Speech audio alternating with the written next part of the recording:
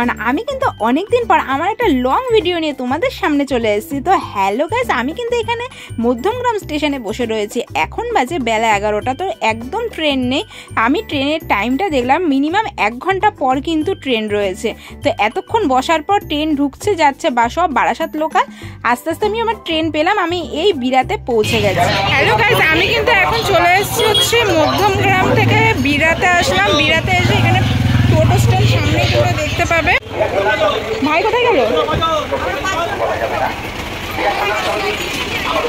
তো এই যে টোটো স্ট্যান্ড এখানে রয়েছে, এখান থেকে তোমরা টোটো ভাড়া করে নিতে পারো। দেন দেখছি কত টোটো ভাড়া নেয় তোমাদেরকে জানাচ্ছি।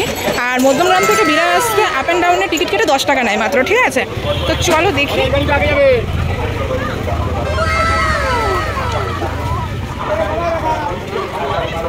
5 জন তো হবে? হ্যাঁ, আমি যাচ্ছি সামনে। তো হ্যালো গাইস, তো আমি এখানে টোটো উঠে গেছি। তো পার পার্সন 20 টাকা করে ভাড়া নিচ্ছে। একদম আমাদেরকে বলা হলো ওয়াটার পার্কের সামনে গিয়ে নামাবে। তো ওয়াটার পার্কের সামনে গিয়ে নামাবে, 20 টাকা করে নিয়েছে এখান থেকে টোটোতে। তো তোমরা এইভাবে আসতে পারো, বেশি কিন্তু খরচ নেই। তো চলো তারপর আমি দেখি ওয়াটার পার্কের ঠিক কতটা আগে না পরে নামাচ্ছে না সামনে নামাচ্ছে। তো চলো।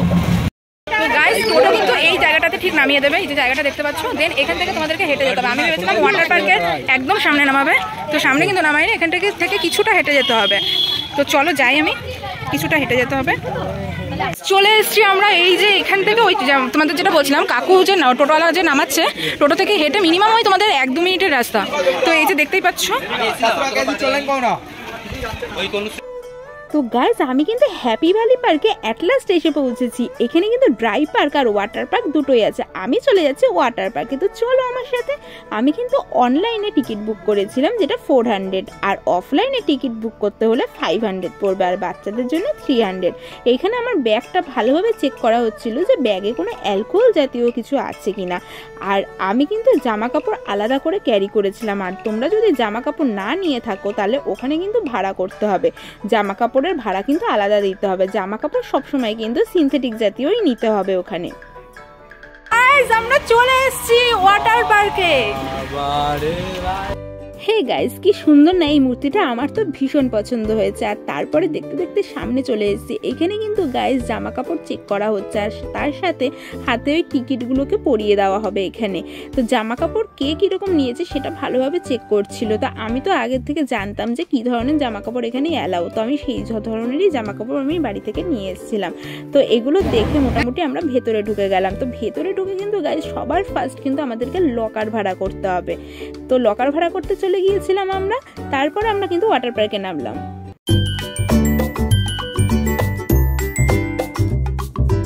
হে এভরিওয়ান, আমি কিন্তু আজকে এখানে প্রচণ্ড মজা করেছি। আমার যদি দুটো ডানা থাকতো তাহলে আমি আজকে আনন্দে কোথায় কোথায় যে উঠতাম আমি নিজেও জানি না। আসলে গাইস, অফিসের কাজে আমি এতটাই ব্যস্ত থাকি, আর অফিস থেকে আমাকে ছুটিও দেয় না যে কোথাও আমরা ঘুরতে যাব।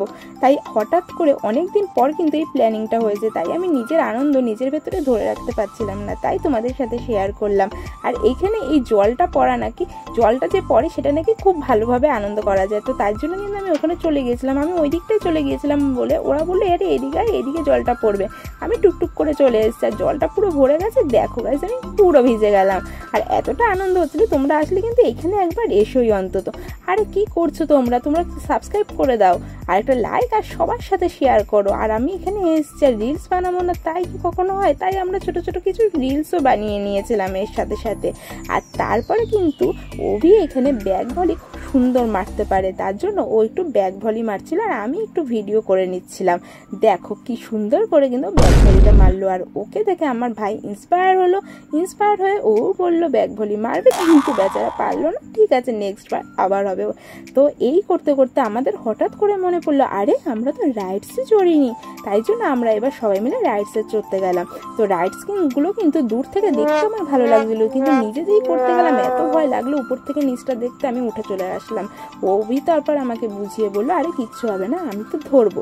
তখন আমি ওর ভরসাতেই কিন্তু এই রাইডসটা আমি চললাম। তো আমি কিন্তু প্রত্যেকটা রাইডস ওর সাথেই চলেছি, কারণ আমার প্রচণ্ড ভয় লাগে জলে। তো ওর সাথেই চড়েছি যাতে ও আমাকে বাঁচিয়ে নিতে পারে। তো তোমাদের কিন্তু একটা কথা বলে দিই গাইজ, এখানে কিন্তু তোমরা যখন মানে আসবে লকারের জন্য কিন্তু গাইজ প্রচণ্ড হ্যারাসমেন্ট হতে হয়। লকারের সময় কিন্তু লাইন দিয়ে লকারের ওখানে দাঁড়াতে হয়, তখন কিন্তু 300 টাকা জমা দিতে হয়।